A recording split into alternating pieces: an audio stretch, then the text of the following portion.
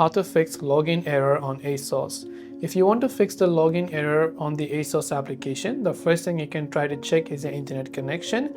If you're using Wi-Fi, you can try to switch to cellular data or vice versa and see if that actually helps you solve the problem. If not, then you can simply try to long press the ASOS application, tap on this I button that will take you to the app info page. On any Android phone you'll find this setting. If you're using iPhone, you can try to offload the app instead.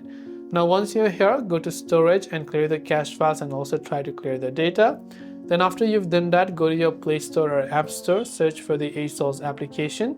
Check if the ASOS app has an update. If it does, make sure to update it to the latest version. If you're still not being able to log in, then chances are that you could be typing in an incorrect credential. So once you launch the app, tap the three lines from the top left and go to the sign in button from the top left hand side again.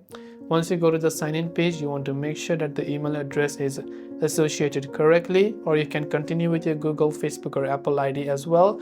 In case you forgot your password, you can also try to reset it. Hopefully one of these may have helped you solve the problem. If you have got any further questions, do feel free to leave them down below.